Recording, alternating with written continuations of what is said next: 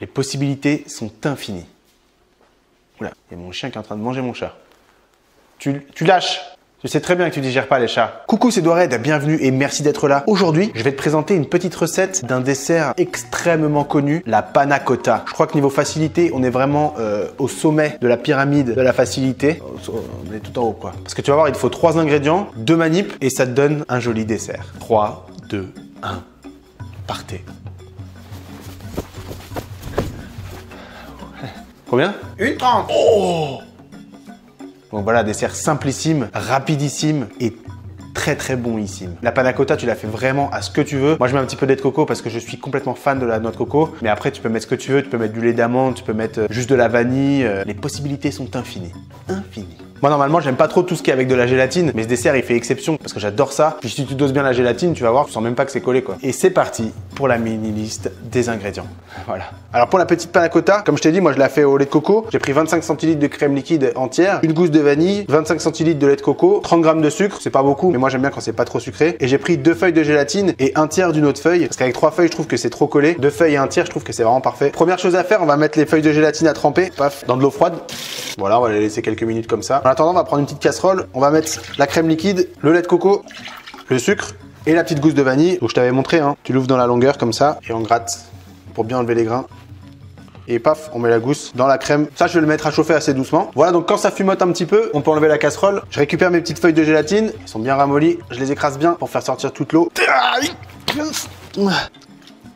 Et je les mets dans ma casserole. Je mélange bien pour que la gélatine fonde totalement. Vous pouvez disposer vous. Et voilà, c'est déjà terminé. Il n'y a plus qu'à verser dans les petites verrines. Pour que ce soit plus facile, je mets dans une espèce de petite carafe. Et là, je remplis mes petites verrines. Et maintenant, je mets tout ça au frigo. Et voilà, c'est déjà au frigo. Je t'avais dit, hein, c'est très rapide. On va laisser tout ça bien refroidir, histoire que la gélatine fasse son effet, que l'appareil qui est pour l'instant tout liquide durcisse sous l'effet de la gélatine. On se retrouve plus tard quand les petites panna cotta seront froides pour la dégustation des dites panna cotta. Et voilà, les petites panna cotta sont bien prises. Oula. Dis donc. Au final, je les ai laissées toute la nuit et tu peux constater qu'il n'y en a plus que 3 parce que j'en ai mangé une. Déjà. Donc t'as vu, c'est un petit dessert très facile, puis qui est tout doux quoi. C'est de la crème, c'est tout doux, c'est tout câlin, c'est tout pipou, pipou, pipou, pipou. Donc voilà, je te montre juste la consistance. Tu vois quand même, elle se tient bien, mais c'est pas non plus un bloc. Voilà, c'est tout ce que j'avais à dire. Comme tu peux voir, moi j'ai mis des petits dés de mangue fraîche au-dessus, parce que la mangue avec la noix de coco, ça fonctionne très bien. Mais toi, tu peux vraiment mettre ce que tu veux. Tu peux mettre un petit coulis de fruits rouges, un petit coulis de fruits jaunes, d'autres fruits frais dessus, y a pas de souci.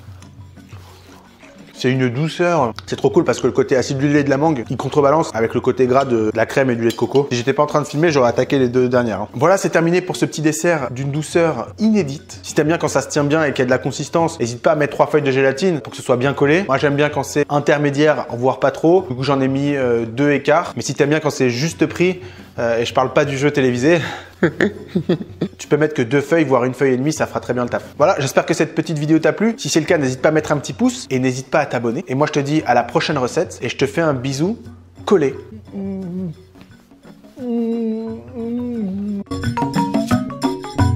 Mais tu peux m'avoir... Tu mets... Ok.